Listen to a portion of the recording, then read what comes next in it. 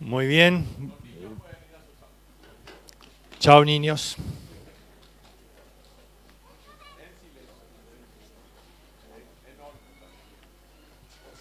Muy bien, buenos días de nuevo por si alguno llegó en esta segunda parte.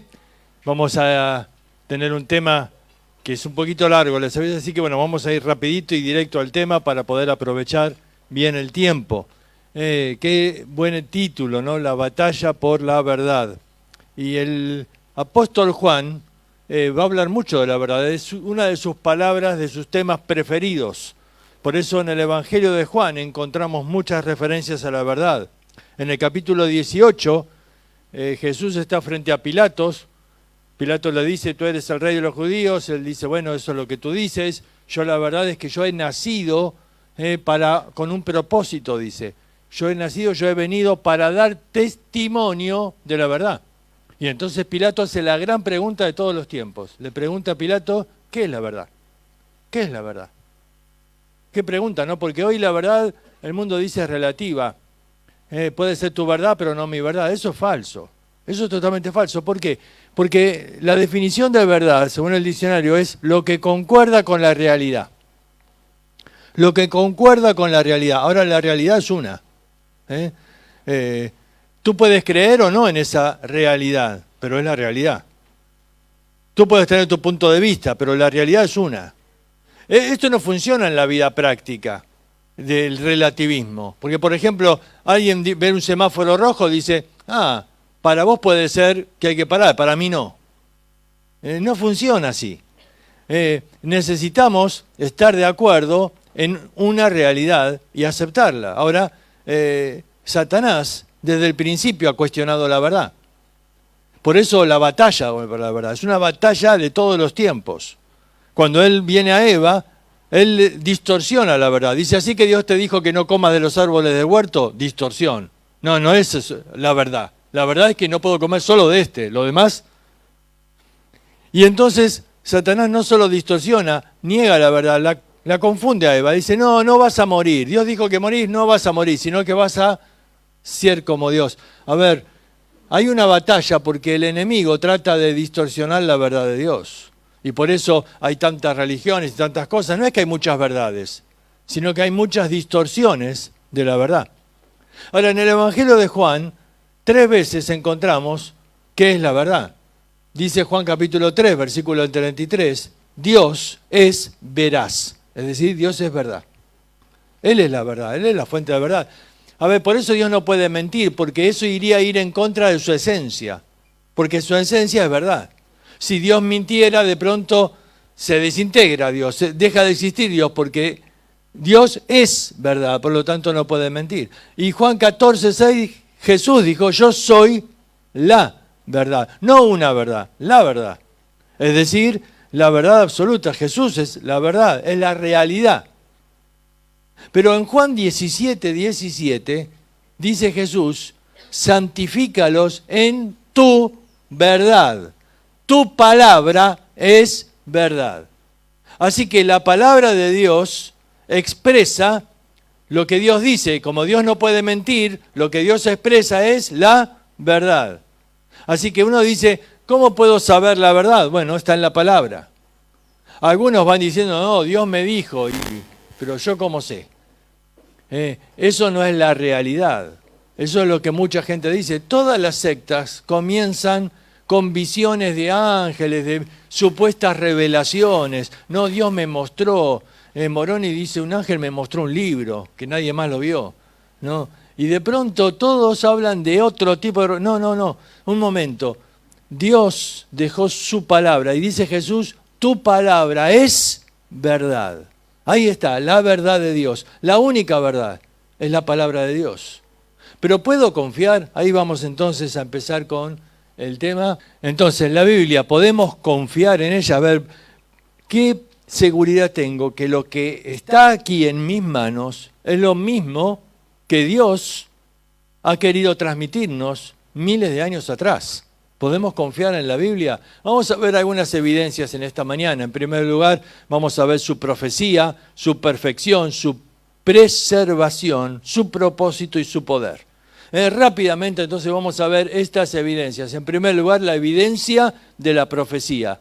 La profecía bíblica es realmente abundante, es una evidencia abrumadora. Dice 2 Pedro capítulo 1 versículo 19, tenemos también la palabra profética que dice más segura. ¿Más segura que qué? Bueno, Pedro anteriormente había dicho, nosotros vimos al Hijo de Dios y escuchamos la voz del cielo que decía, este es mi Hijo amado, pero quizás dudes de mi palabra, dice Pedro, quizás dudes de mi experiencia, pero tenemos la palabra de Dios que es más segura que mi experiencia, a la cual les bien en estar atentos como una antorcha que alumbra en un lugar oscuro hasta que el día esclarezca y el lucero de la mañana salga en vuestros corazones. Dice, la palabra profética es más segura. A ver, le damos ahí está. Y les dijo, esto es lo que decía cuando todavía estaba con vosotros, que era necesario que se cumpliese todo lo que está escrito de mí en la ley de Moisés, en los profetas y en los salmos. En el Antiguo Testamento hay profecías que hablan acerca de el Señor Jesucristo. Y tenemos ahí, por ejemplo, 8. Ahora, hay muchas más, vamos a ver después. Pero 8 profecías. Dice que nacería en Belén, que sería vendido por 30 piezas de plata, que entraría montado a Jerusalén en un pollino de asno, que sería crucificado, que repartirían sus vestidos, que lo atravesarían con una lanza, que no le quebrarían ninguno de sus huesos, que sería sepultado con ricos. A ver, elegimos 8 profecías. Hay muchas más, pero elegimos 8. ¿Por qué? Elegimos 8 porque hay un experimento, ¿no? Hay un hombre que se llamaba Peter Stoner, que es del Instituto Bíblico Moody, y años atrás él era un matemático, y entonces sacó algo que se llaman las probabilidades. Las probabilidades. Por ejemplo, ¿qué es esto de las probabilidades? Si acá hay 100 personas, yo le doy un número a cada uno, y hacemos un sorteo, y regalo un premio, ¿cuál es tu posibilidad? 1 en 100. 1 en 100.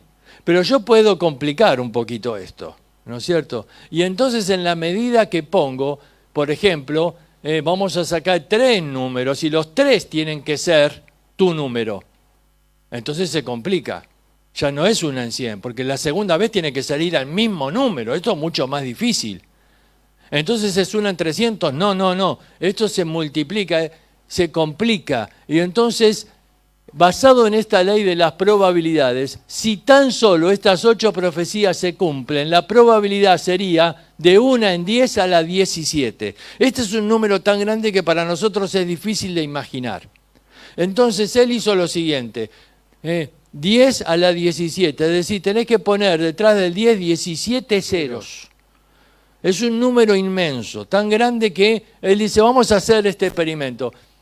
Vamos a tomar una moneda. Si tenemos este número de 10 a la 17 en cantidad de monedas, ¿sabés qué volumen ocuparía? O cubrirían toda la superficie del territorio de Paraguay, hasta 2 metros de altura de monedas. ¡Wow! Todo el territorio de toda la nación, de todo el país de Paraguay. Hasta 2 metros de altura de monedas. Una de esas monedas, solo una de esas monedas, le pintamos ahí un círculo rojo. Y cuando volcamos todas esas monedas de todo el territorio del Paraguay hasta 2 metros de altura, una de esas monedas está en algún lugar ahí adentro de esas monedas. Y entonces mandamos a una persona ciega y la ponemos a caminar por sobre los 2 sobre los 2 metros de monedas y le decimos, elegí una moneda, sin ver. ¿Qué probabilidad hay de que la moneda que él agarre sea la que está pintada con el círculo rojo? Bueno, eso es la misma probabilidad de que se cumplan 8 profecías al azar acerca de Cristo. El problema es que no fueron 8, profecías. A ver, más de... vamos ahí, atrás. Pero no fueron solo 8, sino que cerca de 300 profecías se cumplieron en Jesús. No solo 8, 300 profecías se cumplieron en Jesús. Entonces, bueno, ya las probabilidades serían impresionantes. ¿Te das cuenta? Las profecías aseguran que lo que tenemos en nuestras manos es realmente la palabra de Dios. Imposible humanamente. Miren, ustedes escucharon de otros libros seguramente que hablan de profecías, como por ejemplo Nostradamus. ¿Sí? Bueno, la verdad es que solo se han cumplido algunas. Algunos hablan de 8, 9, quizás 10 profecías de un libro que tiene miles. ¿Eso es garantía? No. Pero acá 300 profecías se cumplieron acerca de Jesús. Y en total en la Biblia hay más de 1817 profecías sobre 590 eventos diferentes. 570 ya se cumplieron. Vos decís, pero faltan, sí. Los 20 eventos que faltan están ahí, la mayoría de ellos dentro de lo que la Biblia llama ese tiempo de la tribulación. Pero 1817 profecías, la gran mayoría de ellas ya se cumplieron, y todas con una exactitud tremenda. Vamos a dar un ejemplo, ¿no? El ejemplo de la ciudad de Tiro. Para acortar el tiempo simplemente vamos a resumir y a decir que ahí en Ezequiel capítulo 26 habla de esta ciudad de Tiro, pero dice varias, no una cosa que iba a pasar, varias cosas. Dice que iban a derribar la ciudad, que la iban a tirar al mar. Y no es suficiente con eso, sino que iban a barrer el polvo de la ciudad y tirarlo al mar. Ahora, ¿qué probabilidad hay que todo esto se cumpla en una sola profecía? Bueno, ahí está el cálculo. Es una posibilidad en 75 millones. Pero un día se cumplió. Alejandro Magno, que estaba conquistando el mundo entero, venía hacia Tiro. Los de Tiro sabían que venía él, entonces decidieron mudarse a la isla que está enfrente. Abandonaron la ciudad y se fueron a la isla porque la isla tiene una protección natural. Está llena de rocas que impiden que entren por barcos. Solo se puede cruzar a nado desde la costa, pero si vienen nadando, los vamos matando apenas llegan. Es fácil defenderse.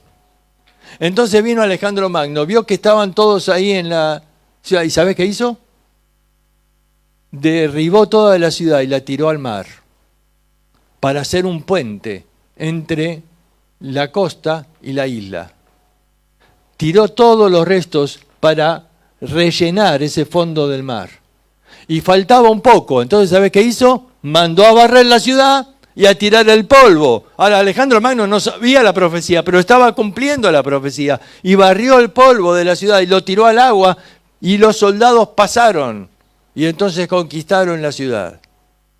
Ahora, como quedó barrido todo eso, hoy en día, ese lugar sigue siendo lo que la Biblia describe ahí.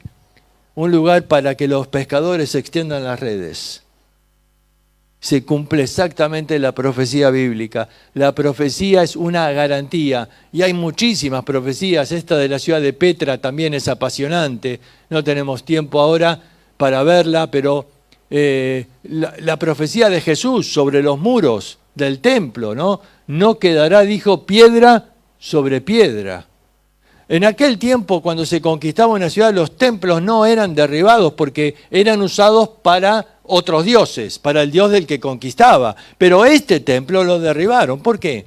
Porque Tito odiaba tanto a los judíos ahí en Jerusalén que dijo a los soldados: todo el oro que ustedes se puedan llevar es de ustedes. Entonces los soldados fueron. Algunos manotearon las cosas de oro, pero los que venían atrás decían: ¿dónde más hay oro? Y vieron que había oro en los capiteles, arriba. Y claro, no podían bajarlo, y entonces lo que hicieron es prendieron fuego. Y el fuego derritió, y el oro se fue metiendo entre las piedras. Y los soldados después tuvieron que desmontar piedra sobre piedra para sacar el oro de ahí. Y se cumplió exactamente lo que Jesús había dicho. No va a quedar piedra sobre piedra. Las profecías se han cumplido. La más sorprendente quizás es la de las 70 semanas de Daniel. Tremenda profecía, porque esto te marca el día exacto en que Jesús iba a entrar, en esa entrada triunfal ahí, a Jerusalén. El día exacto, la profecía es tremenda porque marca un momento exacto, dice, desde que se firmó tal edicto.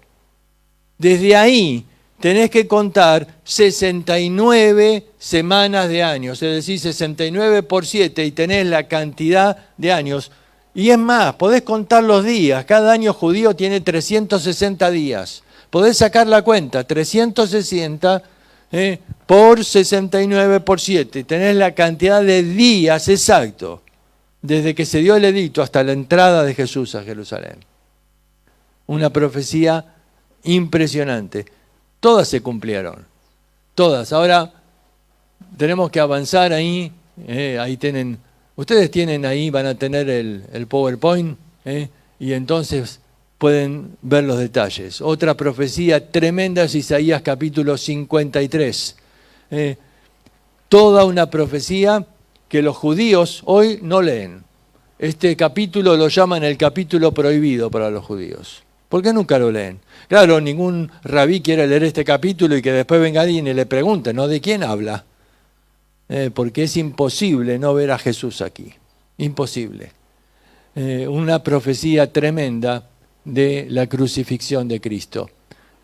Muy bien, vamos a avanzar. En segundo lugar, su perfección. Su perfección. Dice, la ley de Jehová es perfecta que convierte el alma. Salmo 19:7. La perfección de la palabra de Dios nos marca que no es un libro humano. Hay mucho más. Es perfecta. A ver, se puede ver en dos palabras, en su inerrancia y su infabilidad. Inerrancia y su infabilidad. A ver, ¿qué diferencia hay? Bueno, podemos tomar este ejemplo, ¿no? Un examen puede ser dado sin error alguno y uno tendría un 10, ¿no es cierto? Pero infabilidad habla de otra cosa. Habla de que no falla. Y dice la Escritura, la palabra de Dios no puede fallar.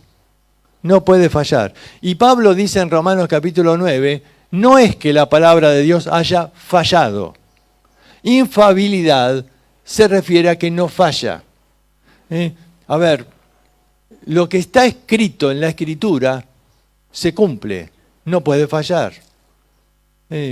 A ver, no es solamente que no tiene error. Hay otras cosas en la vida que no tienen error, pero puede ser que no sean eficientes. Como por ejemplo el medicamento en una receta. Puede estar hecho sin error alguno, pero por ahí no me cura. Puede fallar. Pero cuando vamos a la palabra de Dios, dice, no es que la palabra de Dios haya fallado. Y dice Jesús en Juan, la Escritura no puede ser quebrantada. Esto significa no puede ser anulada, no puede fallar. No se contradice la Escritura. La Escritura es perfecta. Y la arqueología y la ciencia son dos ciencias que demuestran la perfección de la Escritura. Algunos ejemplos. Sodoma y Gomorra, dice que cayó fuego mezclado con azufre del cielo. Bueno, la arqueología ha encontrado los restos de Sodoma y Gomorra. Están ahí junto al Mar Muerto. Y uno puede visitar esa ciudad hoy en día y ver que ha quedado hecha cenizas. Y puedes ver incrustado en la piedra, ¿ven esa bola ahí incrustada? La fuerza y el calor que debiera tener para que haya fundido la roca y se haya incrustado dentro de la roca. Y aún pueden ver la aureola alrededor que dejó el calor tremendo que traía. Ese azufre que contiene esa esfera ahí es del 99% de pureza. No existe en la tierra azufre de esa pureza como tenían esas bolas de fuego. El hecho de que sean redondos ahí marca que descendió, vino del cielo, así como el granizo se va redondeando por la erosión y cayó ahí en Sodoma, la arqueología demostró que lo que la Biblia cuenta de Sodoma y Gomorra realmente sucedió un día. También podemos ver los restos del arca de Noé. Esa arca que se descubrió ahí está en un monte. ¿A quién se le ocurre fabricar un barco arriba de un monte? A ver, han descubierto ahí los restos de madera, el tamaño, todo coincide con el arca de Noé. Otras cosas que descubrió la arqueología, en el fondo del Mar Rojo, descubrieron los restos de los carros de Faraón.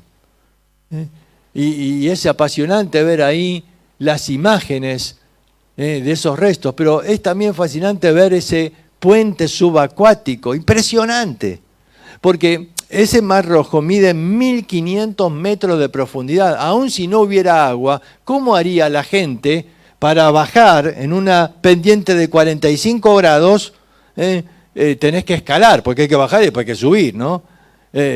Un pueblo entero, con ancianos, con niños, con animales, ¿cómo harían? Bueno, Dios preparó un puente bajo el mar, ¿no? Ese camino que ustedes ven ahí en el dibujo es un camino llano, liso, no hay explicación alguna de cómo puede ser que esté ese camino que cruza de lado a lado, justo en ese punto. Dios desde la creación del mundo había preparado ese lugar, porque un día su pueblo iba a pasar por ahí, ¿no? Impresionante cómo Dios ha previsto ese camino en el fondo del mar. Y eso dice Isaías. Dios dice, hace camino en las profundidades del mar.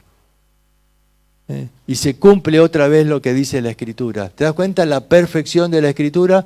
La arqueología demuestra que la palabra de Dios es verdad. No tenemos tiempo de otras cosas, pero la ciencia. A ver, la Biblia no es un libro científico, así que no tengo que buscar en la Biblia datos científicos. Pero ¿cómo es que la ciencia comprueba que la Biblia es palabra de Dios? ¿Cómo es que la ciencia comprueba? Bueno, porque las cosas que sí dice la Biblia no están en contra de lo que la ciencia después demostró. Cuando mucho tiempo antes se discutía si la Tierra era plana o cómo era, ya la Biblia habla de que era redonda. Ya el libro de Job, que es el más antiguo de toda la Biblia, dice que la Tierra cuelga sobre nada. Cuando se había todo tipo de imaginaciones, que estaba sobre una tortuga gigante, ¿no? O el Atlas, ahí, bueno, cantidad de cosas. No, la Tierra cuelga sobre nada. Los datos de la palabra de Dios sobre la Escritura han sido demostrados científicamente. Y hay muchísimos, el círculo del agua, ¿no? De la lluvia, de que los mares, cantidad de datos que la ciencia ha demostrado. Así que bueno, hablamos de la profecía, hablamos de su perfección, la arqueología y la ciencia demuestran que la palabra de Dios no tiene falla alguna, es inerrante, pero es infalible. Pero hablamos también de su preservación. A ver, la palabra de Dios ha sido preservada a través de los tiempos. La palabra de Dios permanece para siempre, dice la Escritura. No ha sido posible destruir la palabra de Dios más allá de los intentos del diablo en hacerlo. Jesús dijo que los cielos y la tierra pasarán, pero sus palabras no pasarán. La palabra de Dios permanece para siempre. Los judíos tenían un grupo de personas llamado escribas, que su tarea en toda la vida era copiar y recopiar las Escrituras. Y ellos tenían un sistema, pero que no existe hoy, un modelo de tanta perfección. ¿Por qué? Ellos contaban las letras. Y entonces decía, bueno, Génesis tiene tantas cantidad de letras. Cuando un escriba entregaba la copia, contaban la cantidad de letras. Si tenía una más o una menos, rompían ese escrito. No buscaban cuál era el error. No, lo rompían. Decían, no sirve. No sirve. Tiene que tener exactamente la misma cantidad de letras. Ninguna tilde, ni una jota, ningún puntito tiene que faltar. Era exacta, tenía que ser la copia. Era algo que ellos hacían con una tarea impresionante. Ahora, no solamente los escribas hacían esto, sino que Satanás intentó destruir la palabra de Dios en muchas ocasiones.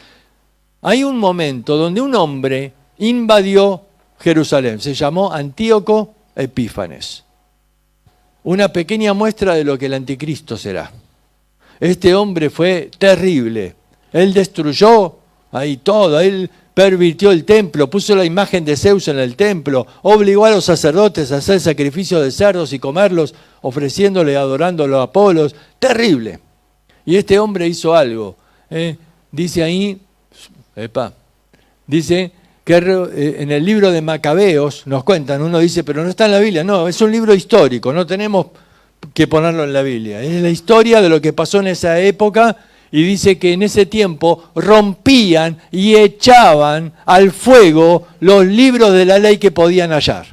Iban casa por casa buscando y rompían y echaban al fuego todas las copias de la Escritura. Pero hubo hombres que se jugaron la vida. ¿Sabes lo que hicieron? Fueron a este lugar. Ahí este grupo de personas se llaman los esenios. Este es un lugar camino al Mar Muerto. Como ustedes pueden ver en la foto, es absolutamente desértico, inhóspito, no es apto para la vida. A nadie se les ocurrió irlos a buscar ahí. Pero ellos se escondieron ahí. ¿Y sabés qué hicieron ahí? Se dedicaron a copiar y a recopiar las Escrituras. Tiempo después, hubo alguien, ahí tenés un dibujo de lo que hacían los esenios, copiando y recopiando la Escritura. Tiempo después, un pastor de ovejas encontró ahí, en jarrones, en las cuevas, lo que conocemos como los rollos del Qumran. Estos rollos del Qumran los puedes ir a visitar, están ahí. Mira, en Jerusalén, si tenés la oportunidad de ir a Jerusalén, no dejes de ir ahí. Esto se llama el Museo del Libro. ¿De cuál libro? Me están poniendo música de fondo, no hace falta. Para música de suspenso, pónganme. ¿Cuál libro? La Biblia. Lo que estás ahí viendo son los rollos del Qumran. Ahora, lo fascinante es que han descubierto que en estos rollos, lo que está escrito acá, años después, algunos dicen, algunos de estos rollos fueron escritos 500 años después del libro de Isaías. Pero lo que encontraron ahí es exactamente lo mismo que nosotros tenemos en el libro de Isaías en nuestra Biblia. Es decir, que se ha preservado a través del tiempo y estos esenios se han jugado la vida para que la palabra de Dios permanezca y llegue hasta nosotros hoy. Ahora, ese no fue el único ataque de Satanás por destruir las Escrituras. También en la época de la Inquisición, ¿no? Han querido destruir, han querido romper, robar, quemar todas las Biblias, pero no lo han conseguido. La Biblia se preservó. Y cuando vamos al Nuevo Testamento, encontramos esto, que tenemos en el día de hoy más de 10.000 copias que contienen en total el 99.5 de lo que tenemos hoy en el Nuevo Testamento. Uno dice, hay una fallita. No, lo que está extra ahí son simplemente errores de traducción que hace que haya algunas cosas que no estaban, pero es mínimo el porcentaje. La primera copia la tenemos ya 125 años después de Cristo y el Nuevo Testamento en forma total como lo tenemos hoy, 200 después de Cristo. Ahora, ningún libro de la historia, ningún libro tiene tanta cantidad de copias. Y quiero decirte algo, es mucho más seguro. Uno dice, muchas veces se usa mal una expresión. Alguien te dice, a veces un predicador dice, en el original no dice así. Cuando alguien te dice así, no sabe lo que dice. ¿Por qué? Porque no existe un original. Uno dice, pero entonces ¿cómo puedo confiar? No, es mejor que haya 10.000 copias y no una original. ¿Por qué? A ver, vamos a suponer lo siguiente. Vamos a suponer que yo le dicto a Pedro una carta para que se la lea a ustedes. ¿No es cierto? Él puede hacer su mejor trabajo para escribir exactamente lo que yo dije, pero puede tener errores, ¿sí o no? Muy bien.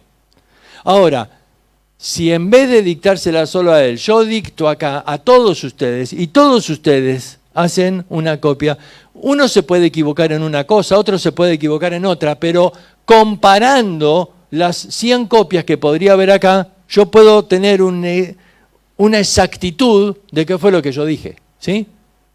Si yo tuviera un solo original, alguien podría cuestionarle y decir, no, pero ¿y cómo sé yo que realmente esto es lo que escribió el apóstol Juan?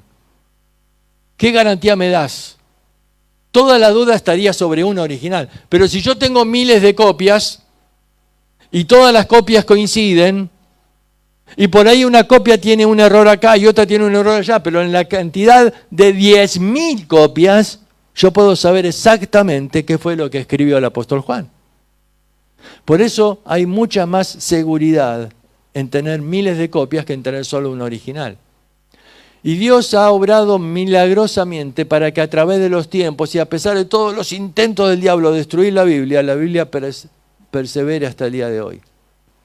Voltaire, un filósofo francés, dijo, en 100 años, después de mi muerte, la Biblia habrá sido eliminada de la existencia. Y como a Dios le gustan las ironías, la casa de Voltaire fue comprada por la Sociedad Bíblica y ahí, en su casa, hasta el día de hoy, se siguen imprimiendo Biblias. ¿Te das cuenta? La Biblia es la palabra de Dios que permanece para siempre.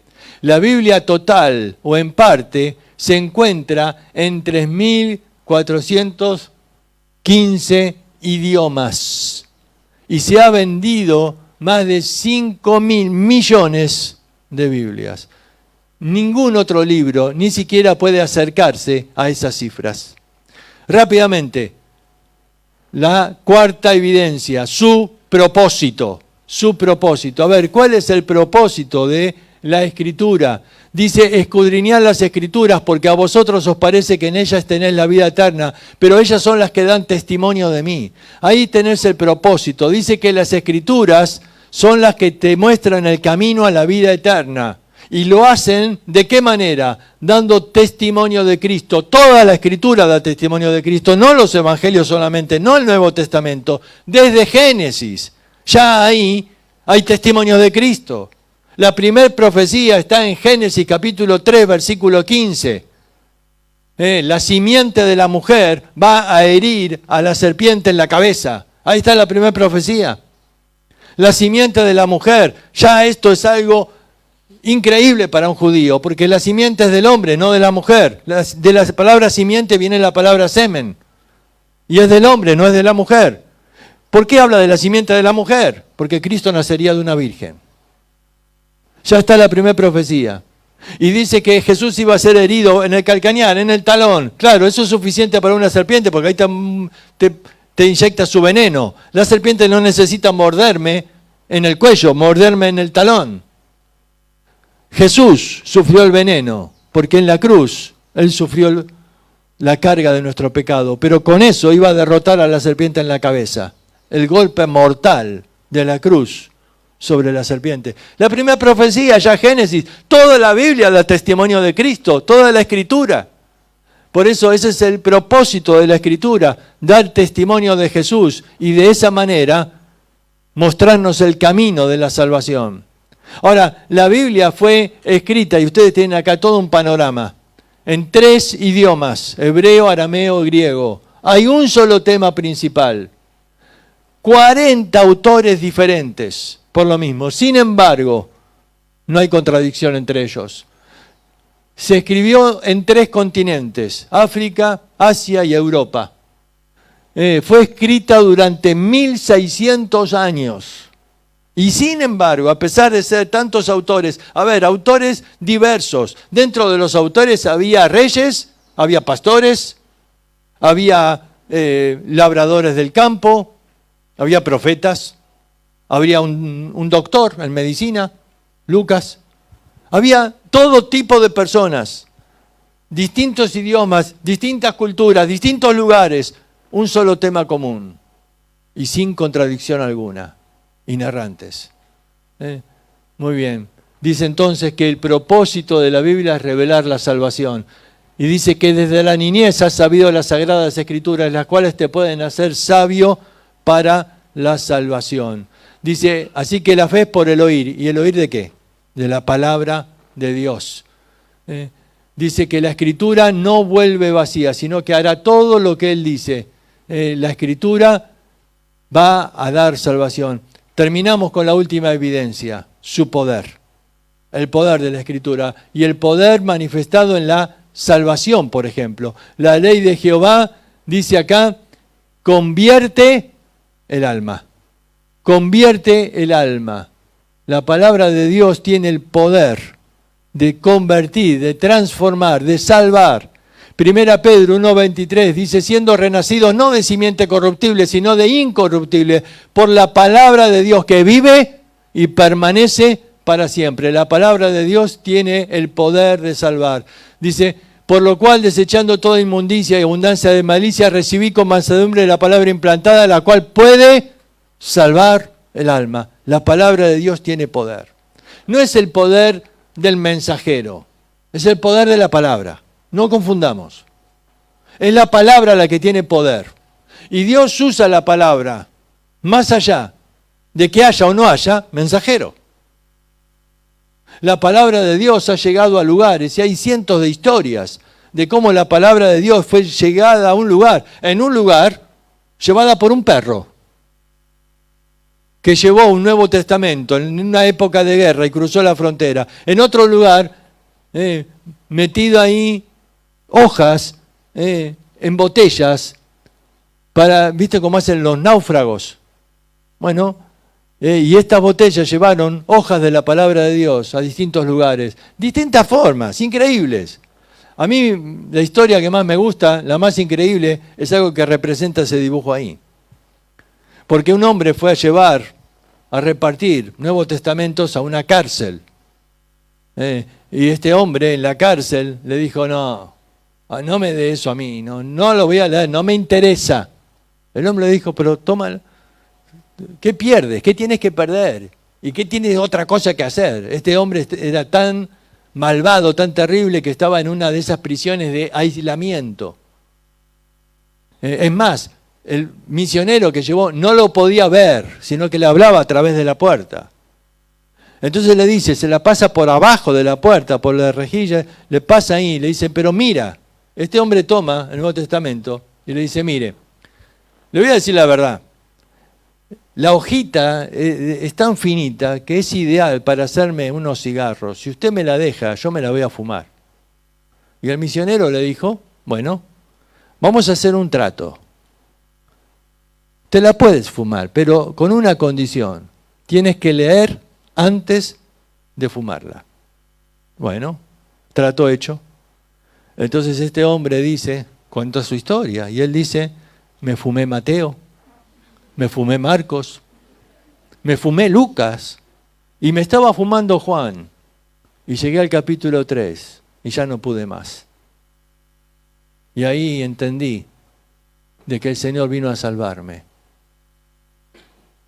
Y este misionero años después pasó por ahí y lo vio un hombre transformado por la palabra de Dios. La palabra de Dios tiene ¿qué? Poder para salvar. Tiene poder. La palabra de Dios no solo tiene poder para salvar, tiene poder para hacernos sabios. Dice, el testimonio de Jehová es fiel, que hace sabio al sencillo. Y has visto personas que quizás, uno dice, no han tenido la oportunidad de estudiar en una universidad, pero son sabias. ¿Por qué? Porque saben de la palabra, citan la palabra de Dios. Hace sabio al sencillo. Tiene poder para santificar. Dice, santifícalos en tu verdad. Tu palabra es verdad, santifícalos. Poder que santifica, que nos limpia del pecado. Alguien dijo así, ¿este libro te apartará del pecado o el pecado te apartará de este libro? Es un poder que santifica, es un poder que nos sostiene. Se deshace mi alma de ansiedad, susténtame según tu palabra, susténtame. Ahí tienen la historia de este hombre. Ni sé pronunciarlo, Juan Pham, en Vietnam. Es apasionante la historia, no tengo mucho tiempo de contar este detalle, pero él había sido traductor de predicadores de Estados Unidos que fueron a predicar a Vietnam. Pero era solo un traductor. Claro, llega ahí de pronto el comunismo gobernando Vietnam, de pronto no se permitió más gente de Estados Unidos yendo a predicar ahí. Y a este hombre lo metieron preso por haber traducido a los predicadores. Así que ahí estaba preso. Y ahí pasó mucho tiempo. Lo trataban re mal porque lo acusaban de haber predicado el Evangelio. Y de pronto su fe entró en crisis. Entró en crisis. Y dice, si eres real, Dios, si eres real, dame una muestra. Porque yo no sé ahora qué creer. Hace 2 años que estoy en esta cárcel y no hay nada. Yo quiero ver una muestra de que tú existes para que puedas seguir creyendo. Si pudieras darme tu palabra, si alguien me pudiera dar una Biblia, quizás mi fe pueda ser alimentada para seguir creyendo en ti. Bueno, él oró así, dispuesto a no creer más. Y entonces ese día le fue peor que otros días, porque lo acusan de algo injusto y de castigo lo mandan a limpiar los baños. ¡Ah, terrible! Metiéndose ahí en ese olor, en esa basura, metiéndose ahí en todo eso, y entonces limpiando los baños, se encuentra en el tacho donde tiran los papeles sucios ahí del baño. Ve ahí que está escrito en inglés. Él sabía inglés porque era traductor. Entonces saca de ahí y se da cuenta que era una hoja de la Biblia. Claro, alguno de los capitanes o alguien ahí estaba usándola para limpiarse. Él entonces limpió esa hoja y empezó a leer. Y se dio cuenta entonces que este hombre iba a usar la Biblia para seguir limpiándose, así que él pidió ahí, dice, yo quiero seguir limpiando los baños. ¿Usted está loco? No, déjeme a mí, seguí todos los días limpiando los baños y todos los días encontraba hojas y yo las limpiaba y me fui armando mi Biblia. Dios contestó mi oración. Y dice, esa Biblia ahí que yo me fui armando con esas hojas que tenía que limpiar cada día de esa suciedad, fueron mi sostén durante más de 10 años que estuve prisionero ahí. Pero la palabra de Dios sostuvo mi vida. La palabra de Dios tiene esa capacidad de sostenerte en medio de los momentos más difíciles. Por eso el salmista dice, oh, cuánto amo yo tu ley. Todo el día ella es mi meditación. Cuánto amo yo tu ley. Y ahí encontrás una Biblia que me la mostró un día un hombre que vino de Rusia. Se llamaba, es el hombre que escribió Torturados por su fe, ¿no? Y este hombre vino a visitarnos al Instituto Bíblico cuando recién comenzaba el instituto y nos mostró esa Biblia. Y nos dijo, yo doy gracias a la gente de Occidente que hizo esta Biblia, así como la ven, tan chiquita. Está la foto ahí con la mano para que tengas noción del tamaño. Pero dice, así como la ven, el papel es especial. Es un papel que no se deshace con el agua. Y la tinta es especial porque no se corre. Así como lo ven, dice, esta Biblia estuvo sumergida 2 veces en la jarra del té y unas 3 veces adentro de la olla de la sopa.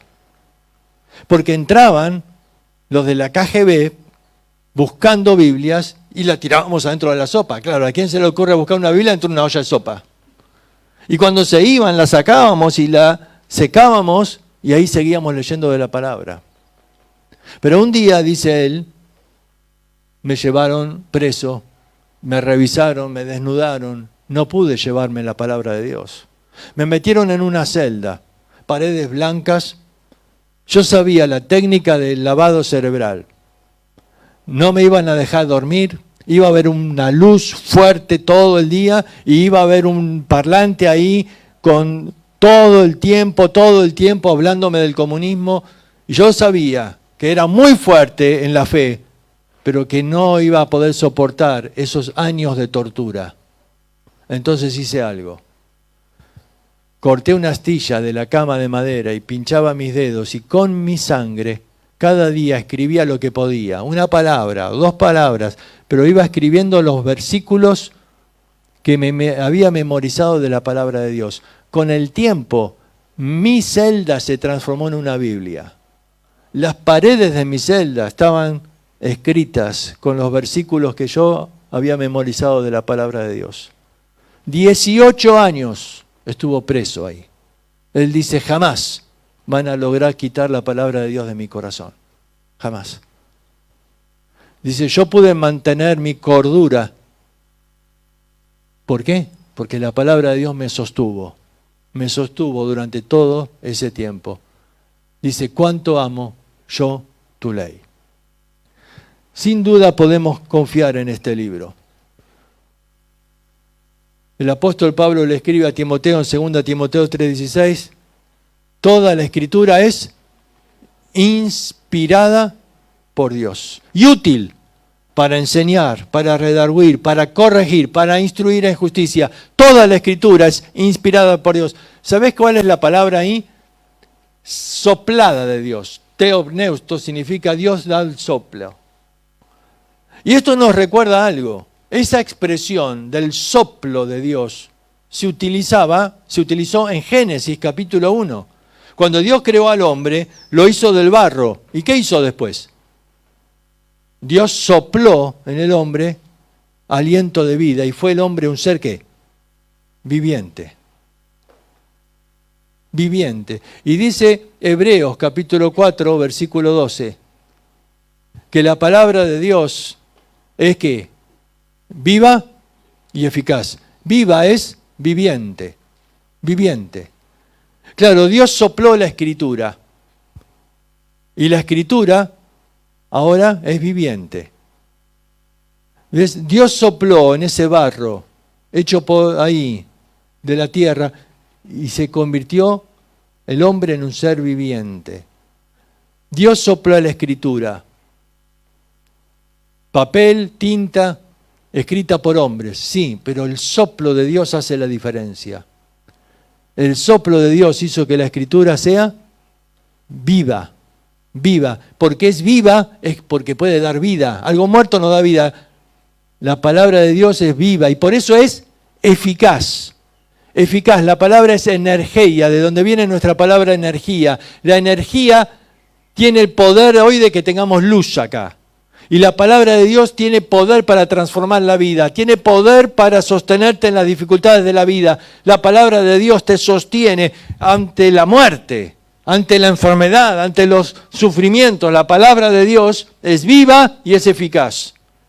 Porque es viva, transforma el alma, me da la salvación, pero me sostiene. Yo me tengo que alimentar de la palabra cada día, porque la palabra de Dios es eficaz para darme la energía que necesito para afrontar las situaciones de la vida.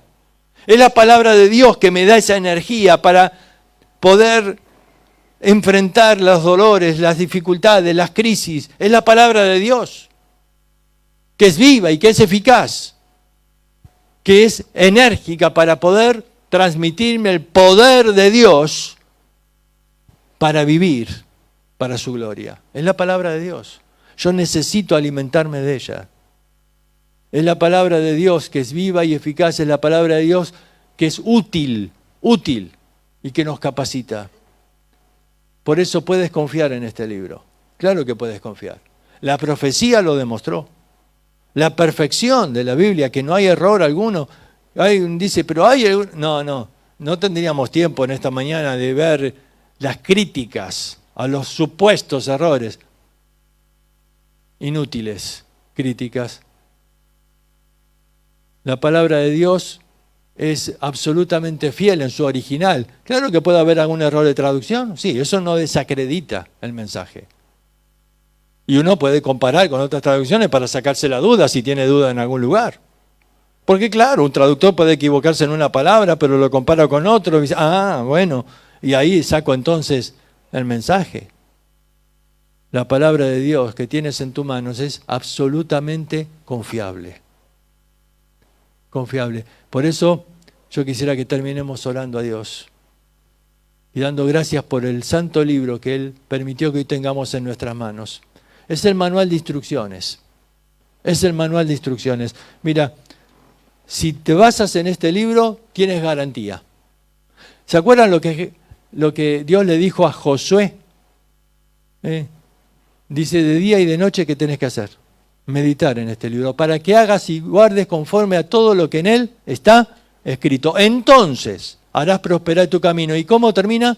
Y todo te saldrá bien. Hay garantía. Pero si haces las cosas de acuerdo al manual de instrucciones. Ahora, si lo haces a tu manera, no hay garantía. No hay garantía. Yo me acuerdo cuando era chico me regalaron uno de esos avioncitos para armar. En aquel tiempo tenés que entender, no existía la internet, la Play no existía. ¿No? Había que mantenerlo al pibe entretenido con algo, porque para que esté horas ahí. Entonces este avión tenía como 1000 piecitas de madera, de esa balsa, esa madera finita, que había que poner una con otra ahí, y había un manual de instrucciones. Ahora, a mí me apasionó el avión ahí, y decía que girando la hélice después podía volar. Entonces yo tenía toda mi expectativa de niño de ver volar mi avioncito. Pero ¿sabés qué pasó? Me cansé del manual. Porque decía, la pieza A32 tenés que ponerla con la X48. Tiré el manual y empecé a pegar las piezas como me parecía, y algo salió ahí. Algo salió. No sé si tenía forma de avión, pero algo salió ahí. Y tenía la hélice. Y con toda ilusión, ¿no? Le giré la hélice. Y el avión empezó... Nada. Nada. Y frustrado. ¿Frustrado qué hice? Fui al manual. ¿Y fui a dónde? A la última página. Viste que al final te dicen, ¿no? En caso de que no funciona, no sé, te compras un televisor y te dicen, en caso de que no funciona, fíjate si está enchufado. Esos consejos tan sabios, ¿no? Bueno, digo, a ver, ¿por qué no funciona mi avión? Y ahí en la última página encontré un cuadro así grande. Decía, el fabricante garantiza el buen funcionamiento de este avión siempre y cuando se hayan seguido las instrucciones del manual. Chao. Yo no seguí las instrucciones del manual. ¿Entonces qué? No tenía garantía. Lo hice ¿cómo? A mi manera. Y eso, ¿saben qué? No funciona. Y hoy hay muchos que quieren vivir la vida cristiana a su manera. No funciona, querido. No funciona. Dios te dejó un manual de instrucciones para que lo hagas a su manera, no a tu manera. Y si quieres que todo te saldrá bien, entonces hacé las cosas conforme a todo lo que acá está escrito. ¿Oramos? Señor, te damos gracias por dejarnos tu palabra. Una palabra que tiene poder, un poder que nos salva, un poder que nos transforma, un poder que nos vivifica. Señor, cuánto necesitamos de tu palabra. Y te pedimos perdón porque muchas veces la dejamos cerrada y no tomamos el tiempo necesario para alimentarnos de ella. Pero te ruego, Señor, que tú obres y que estas palabras que hemos dado queden de alguna manera grabados en nuestro corazón para entender que podemos confiar en tu verdad, que tu palabra es verdad. Te rogamos esto en el nombre de Cristo Jesús. Amén.